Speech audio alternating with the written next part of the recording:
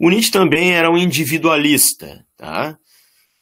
Então ele tinha uma visão, sim, que todo sujeito é solitário, na verdade, tá? Cada um é um mundo em particular, tá? Então, mesmo que esteja em contato com outras pessoas, tu é um mundo em particular, o sujeito é um mundo em particular.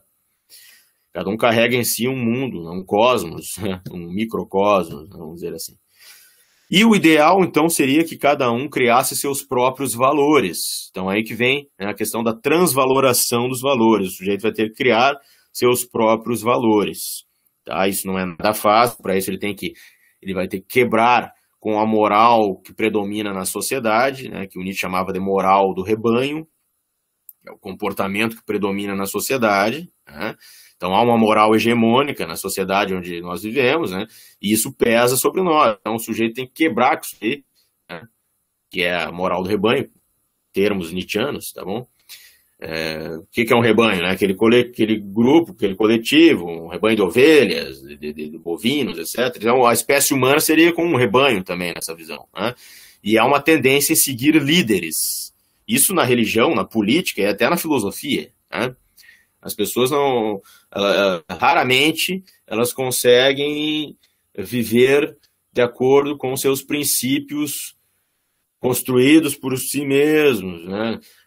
Ou melhor, que o indivíduo construindo seus próprios princípios, assumindo sua própria vontade, isso é muito raro, né? Mas esse é o ideal para o Nietzsche, o sujeito construir seus próprios valores e não ficar seguindo o que predomina na sociedade. Não é nada fácil fazer isso aí, né? Então, o sujeito vai ter que assumir a vontade de vida, e aí vem a questão da vontade de poder. A vontade de poder, na verdade, nada mais é do que a vontade de vida levada ao extremo.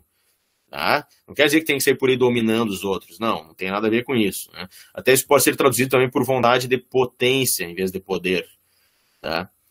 Mas é uma vontade de vida levada ao extremo, é o sujeito assumir, né, sua vontade e tentar realizar, né, o que ele deseja no mundo. O ideal mesmo seria que cada um fosse um grande poeta, filósofo, criador absoluto de valores, de visões de mundo e tal. Claro que isso aí, repetindo, não é nada fácil, certo?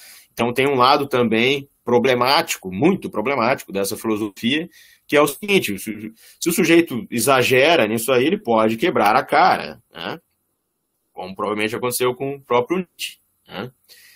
Então tem coisas que pode desejar muito, mas não vai conseguir. A gente vive numa sociedade que tem vários problemas, pode ser problematizado também, né? Gerar um debate com os alunos. A gente vive numa sociedade que tem regras, tem vários problemas, né? Uma sociedade onde a exploração do trabalho, a diferença entre ricos e pobres, tudo mais. Sem dinheiro o cara não faz muita coisa. Eu posso desejar, né, ser um grande artista, não sei o que e tal, mas aqui no Brasil não dá muita bola para arte em geral, né?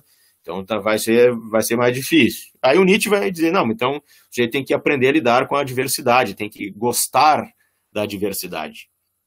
E tem que aprender a amar o momento que ele vive. Aí vem a ideia do eterno retorno, né? Ele vai argumentar, né, com um discurso bem metafísico, cosmológico, vai dar uma viajada nessa história de eterno retorno, mas a intenção é ética, né? Bom, mas qual é a argumentação que ele usa? Ele diz assim, imagine, né, que primeiro ele usa uma linguagem poética, né, lá no Assim Falou Zaratustra, certo? Ou Assim Falava Zaratustra, depende da tradução. Vocês podem me interromper aí, viu, pessoal? Se vocês tiverem alguma pergunta aí, que eu estou falando aqui direto. Vocês têm alguma pergunta aí, pessoal? Nada? No momento não, professor. Tudo bem, prof. Tá, então continuando. No Assim Falava Zaratustra, ou assim Falou Zaratustra, dependendo da tradução, né? O Nietzsche ele vai apresentar essa ideia do eterno retorno primeiro de uma forma poética. Então, imagine que este momento agora que você está vivendo, ele vai se repetir infinitamente, certo? Imagine isso, este momento agora que vocês estão me ouvindo aí vai se repetir isso infinitamente. No futuro vocês vão viver isso de novo, já viveram isso no passado infinitas vezes.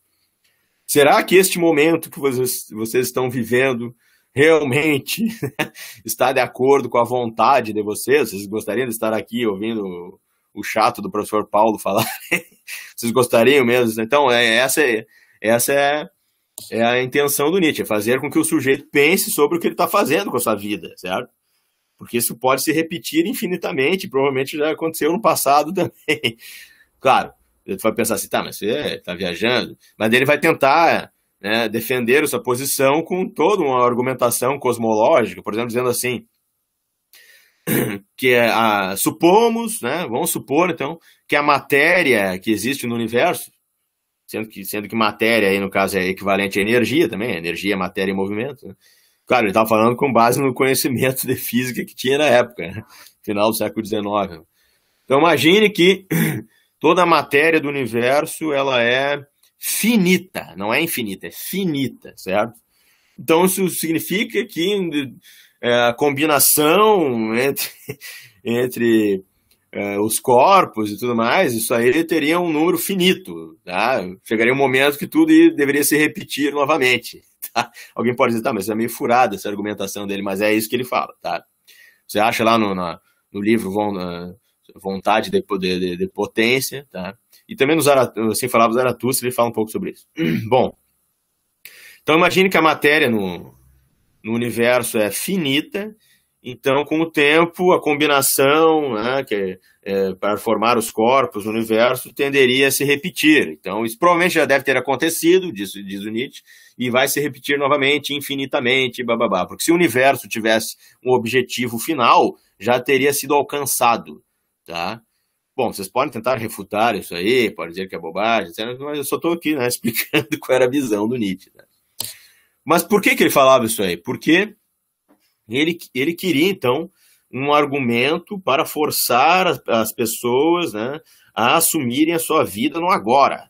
Você tem que sentir, na filosofia nietzschiana, você tem que sentir este momento que você está vivendo agora como se fosse a coisa mais importante do mundo, certo? Você tem que desejar viver de novo este momento, assumir a sua vontade no agora, né? Isso é viver plenamente, tá?